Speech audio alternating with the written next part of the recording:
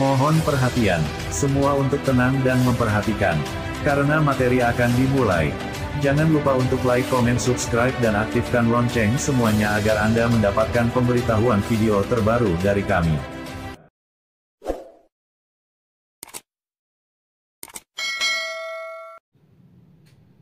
Assalamualaikum warahmatullahi wabarakatuh. Bagaimana kabar kalian semuanya? Semoga kalian semua dalam keadaan sehat walafiat. Sebelum kita mulai pembelajaran hari ini, marilah kita mulai dengan bacaan basmalah.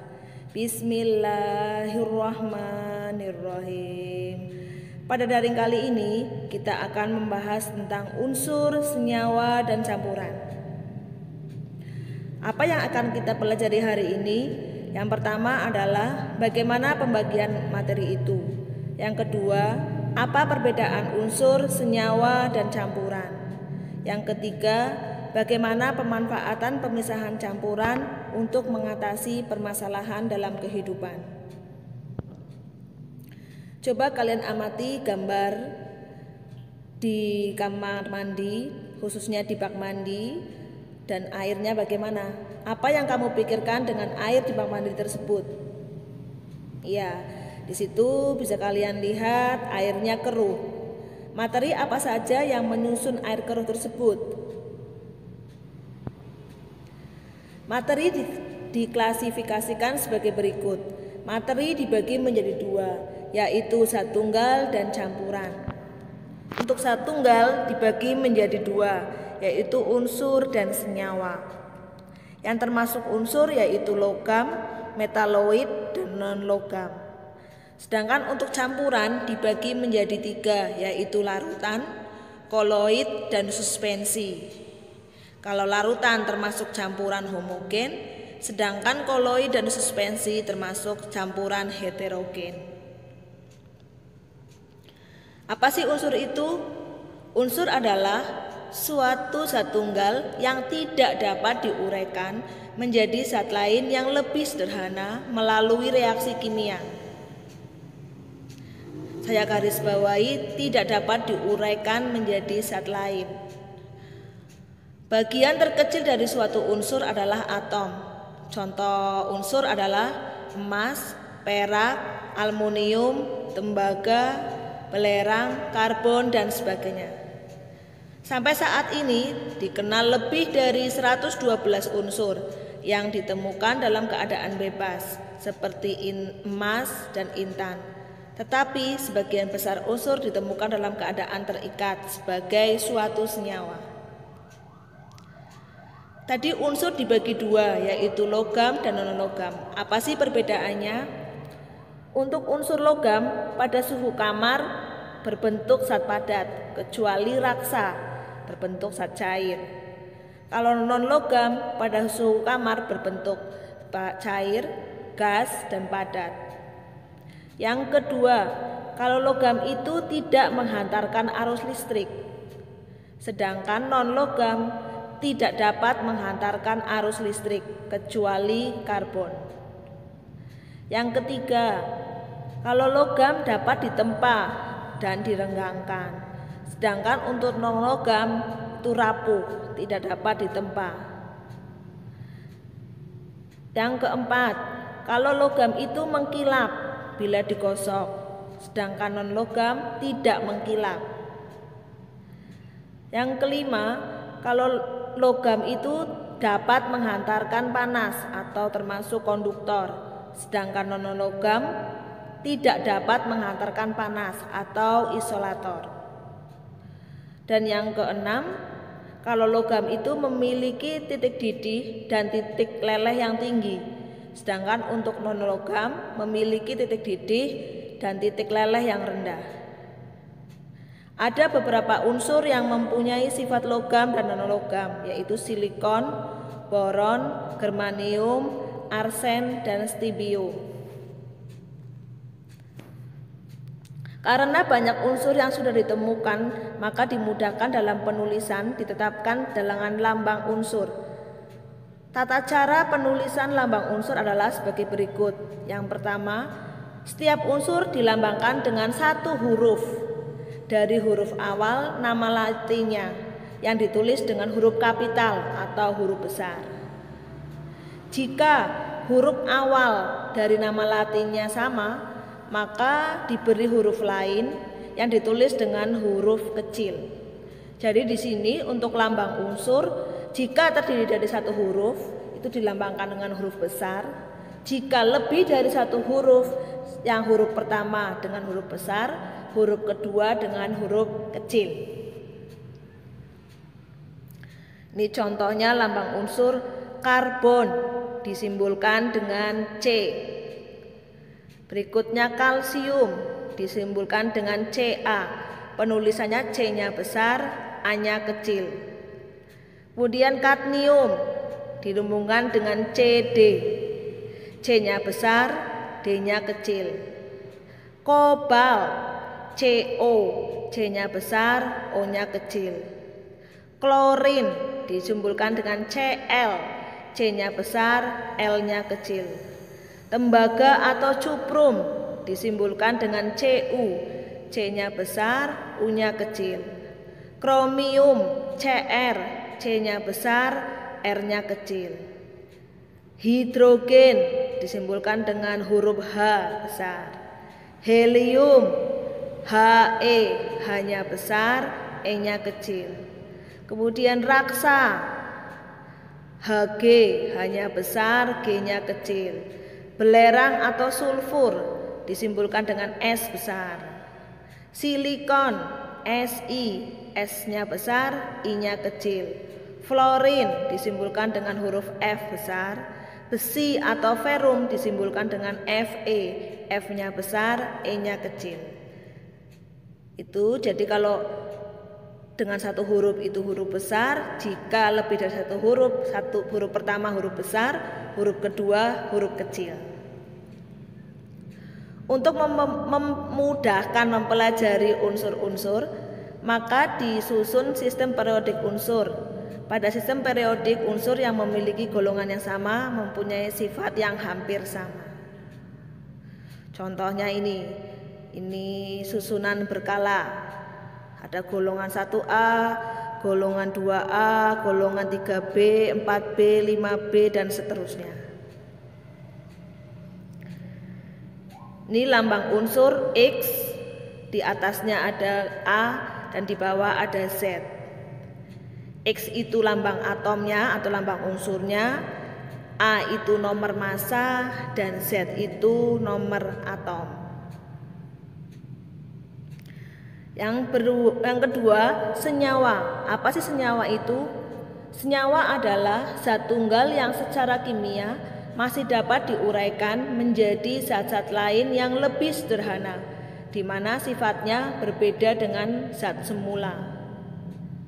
Bagian terkecil dari suatu senyawa adalah molekul. Senyawa terbentuk dengan perbandingan tertentu. Tadi pada saat unsur tidak dapat diuraikan. Kalau senyawa dapat diuraikan. Contohnya di situ ada gambar gula pasir. Di situ warnanya putih, manis. Gula pasir terdiri dari 3 atom, yaitu C, H, dan O. Karbon, hidrogen, dan oksigen. Jelas berbeda dengan unsur penyusunnya. Karbon itu sifatnya hitam, pahit. Hidrogen sifatnya mudah terbakar. Oksigen juga mudah terbakar. Gula itu termasuk senyawa yang tersusun atas karbon, hidrogen, dan oksigen. Tapi sifat penyusun gula sangat berbeda dengan sifat gula. Jadi sifat karbon, sifat hidrogen dengan sifat oksigen sebagai penyusun gula berbeda dengan sifat gula sendiri. Beberapa contoh senyawa dan penulisan lambangnya. Contohnya sukrosa atau gula dengan rumus kimia C11H22O11. Komposisinya C itu karbon, C11 berarti ada 11 atom karbon, H22, H itu hidrogen. Jadi ada H22 berarti 22 atom hidrogen. Kemudian O11, O itu oksigen. Jadi ada 11 atom O. Contoh lain, glukosa atau amilum, C6, H12, O6. Di sini ada 3 atom. Ada C, ada H, ada O. C-nya ada 6, H-nya ada 12, O-nya ada 6. Contoh yang lain, urea, CONH2 2 kali. Jadi C-nya itu ada 1, O-nya ada 1, N-nya ada 1 dikali 2, berarti ada 2. Kemudian H-nya 2 dikali 2, berarti H-nya ada 4. Contoh berikutnya air, H2O. Di situ ada 2 atom yaitu H dan O. H-nya ada 2, O-nya ada 1. Asetilena atau gas karbit, C2H2. Itu terdiri dari atom C dan atom H. C-nya ada 2, H-nya juga ada 2. Asam sulfat atau H2SO4. Di situ terdiri dari 3 macam atom yaitu H, S dan O. H-nya ada 2, S-nya ada 1, O-nya ada 4. Kemudian natrium klorida atau disebut juga dengan garam dapur. Dengan rumus kimia NaCl. Ada 2 atom yaitu Na dan Cl. Na-nya ada 1, Cl-nya juga ada 1. Itu contoh-contoh senyawa. Berdasarkan jenis unsur yang menyusun senyawa, senyawa dibedakan menjadi senyawa biner dan senyawa poliatom. Ya, untuk natrium klorida terdiri dari atom natrium atau Na dan atom klorida atau Cl. Na itu termasuk logam, sedangkan Cl termasuk non logam. Nanti diberi akhiran ida. Kemudian karbon monoksida. Karbon monoksida itu CO. C-nya ada 1, O-nya ada 1. Karbon dioksida CO2, C-nya ada 1, O-nya ada 2. Itu diberi awalan angka indeks. Untuk senyawa poliatom, yaitu senyawa ion atau atom atau gabungan atom yang bermuatan listrik yang terdiri dari 2 atau lebih atom yang bergabung bersama-sama dalam satu ion. Penamaannya adalah ion positif, itu disebut juga kation. Sedangkan ion negatif disebut juga anion. Contohnya ada muatan A itu X positif kation ditulis di belakang B, dan muatan B atau anion Y ditulis di belakang A tanpa tanda plus minus. Di situ ada reaksi yaitu A yang bermuatan X plus ditambah B yang bermuatan Y min. Jadi A itu muatannya Y sebanyak Y dan B sebanyak X tanpa tanda plus atau minus.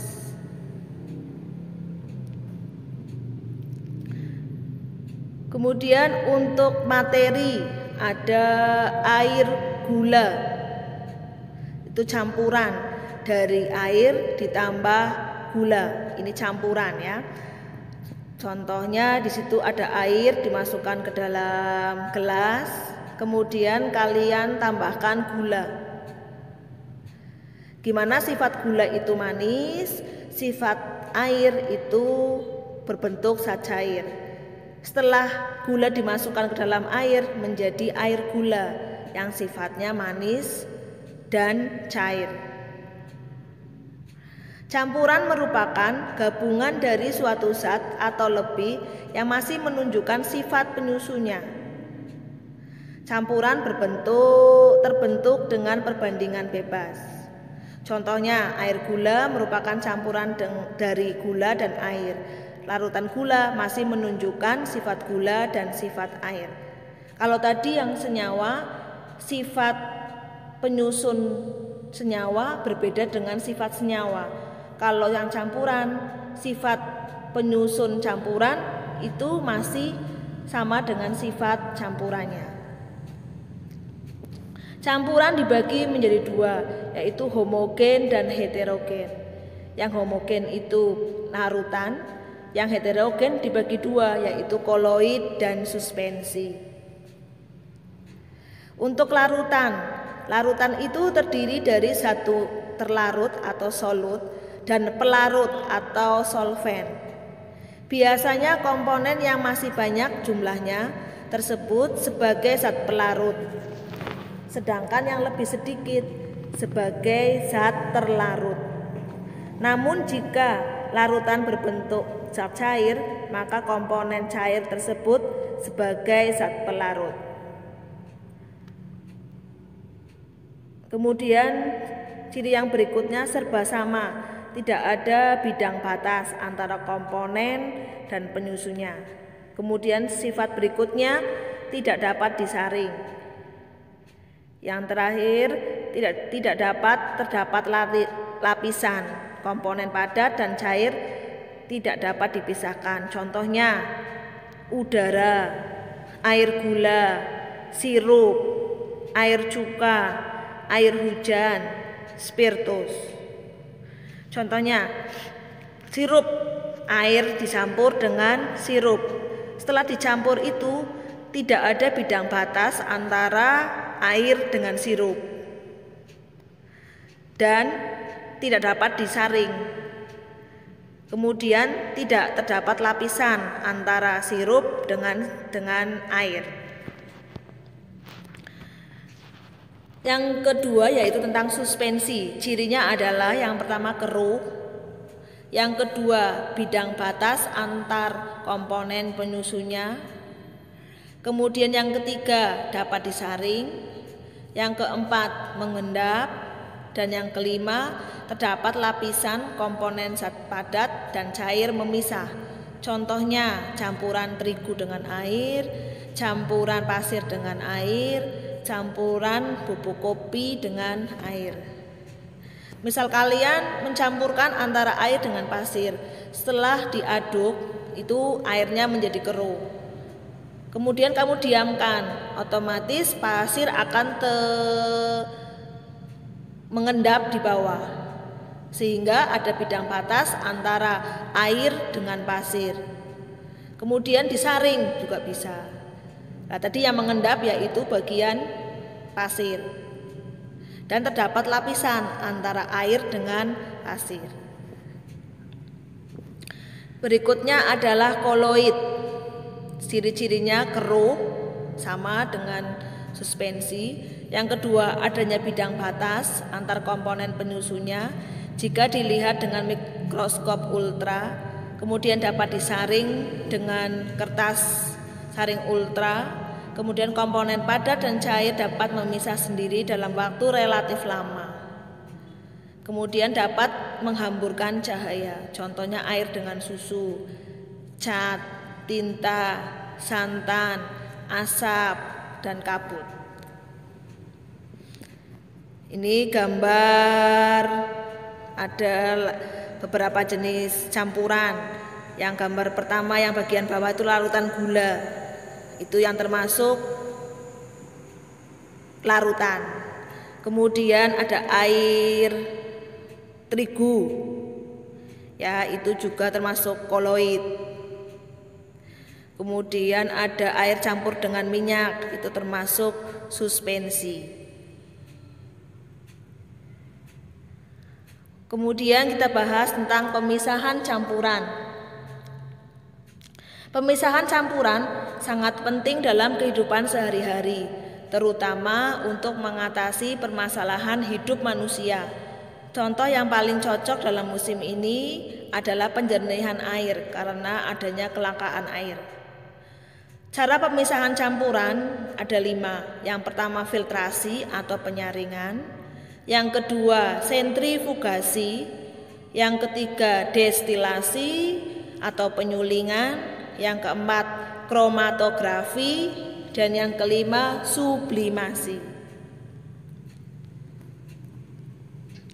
Di sini ada gambar sentrifugasi.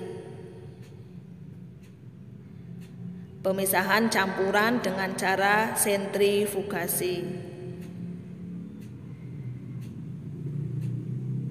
Kemudian ini adalah gambar yang sebelah kiri, itu cara pemisahan campuran dengan menggunakan penyaringan. Kemudian yang sebelah kanan atas itu pemisahan campuran dengan menggunakan sublimasi. Kemudian yang sebelah kanan bawah itu pemisahan campuran dengan cara kromatografi. Di sini ada soal. Pada suatu senyawa amonium klorida terdapat NH4Cl. Maka pada molekul tersebut terdapat di sini ada berapa atom? Ya, ada beberapa 3 atom, ada N, ada H dan Cl. N-nya ada berapa, H-nya ada berapa, Cl-nya ada berapa. Nanti kalian tentukan jawaban yang betul yang mana. Soal yang kedua, berikut ini yang merupakan unsur. Tadi diingat unsur itu terdiri dari 1 huruf atau 2 huruf dengan cara huruf pertama huruf besar, huruf kedua huruf kecil. Jika mempunyai muatan itu kalau positif itu kation, kalau negatif anion. Ya, kalian pilih nanti mana yang termasuk unsur. Yang nomor 3, menurut tabel berikut unsur senyawa dan campuran adalah yang paling tepat yang mana? Kalian tentukan. Yang keempat, ada gambar di situ pemisahan campuran dengan menggunakan destilasi. Apa sih tujuan percobaan tersebut? Gambar berikutnya, perhatikan gambar memisahkan bensin yang bercampur dengan air dapat dilakukan dengan cara seperti gambar berikut. Pemisahan campuran dengan cara tersebut adalah apa? Itu saja yang dapat saya sampaikan. Tetap semangat walaupun kalian pembelajaran melalui daring. Saya akhiri. Marilah kita membaca hamdalah. Alhamdulillahirabbil alamin. Saya akhiri. Wassalamualaikum warahmatullahi wabarakatuh.